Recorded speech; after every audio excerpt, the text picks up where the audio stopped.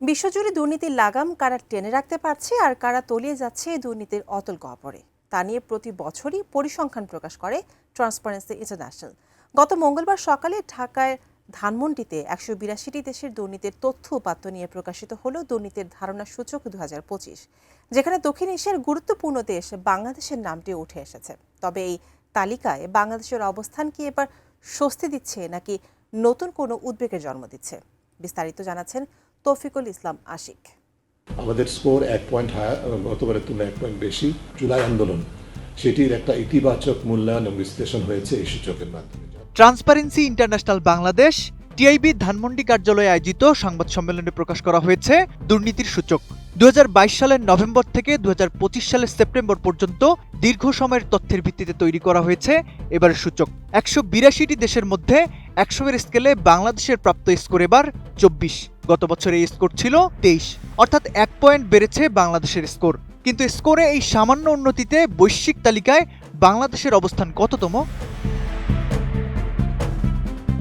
সূচক বিশ্লেষণে দেখা যায়, স্কোরে সামান্য উন্নতি হলেও সবচেয়ে বেশি দুর্নীতিগ্রস্ত দেশের তালিকায় বাংলাদেশের অবস্থানের অবনতি হয়েছে। ২০২৪ সালে বাংলাদেশ ছিল ১৪তম অবস্থানে, যা এবার এক ধাপ পিছিয়ে হয়েছে ১৩তম। অর্থাৎ বৈশ্বিক প্রেক্ষাপটে দুর্নীতির ব্যাপকতা কমার বদলে বাংলাদেশ আরও পেছনের দিকে হেঁটেছে। সংবাদ সম্মেলনে ডক্টর ইফতেখারুজ্জামান অত্যন্ত উদ্বেগের সাথে জানান, দুর্নীতির উপর থেকে বাংলাদেশের নিয়ন্ত্রণ ক্রমেই হারিয়ে যাচ্ছে। স্কোরের এই নড়বড়ে অবস্থা দেশের সুশাসনের জন্য একটি বড় সতর্ক সংকেত হিসেবেই দেখছেন বিশ্লেষকরা। RICL TMX, যুগের পর যুগ স্থাপনা থাকে মজবুত। এবারের সূচকে ৮৯ স্কোর নিয়ে বিশ্বের সবচেয়ে কম দুর্নীতিগ্রস্ত দেশের তালিকায় শীর্ষে অবস্থান করছে ডেনমার্ক, আর মাত্র ৯ স্কোর নিয়ে তালিকার তলানিতে বা সবচেয়ে বেশি দুর্নীতিগ্রস্ত দেশের তকমা পেয়েছে দক্ষিণ সুদান ও সোমালিয়া।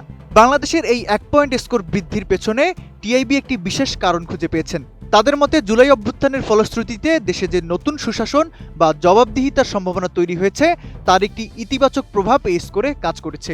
তবে রাষ্ট্র সংস্কার প্রক্রিয়ার পরবর্তী বাস্তবতার পূর্ণ প্রতিফলন এই সূচকে এখনও আসেনি, কারণ তথ্যের সিংহভাগই ছিল পূর্ববর্তী সময়ের।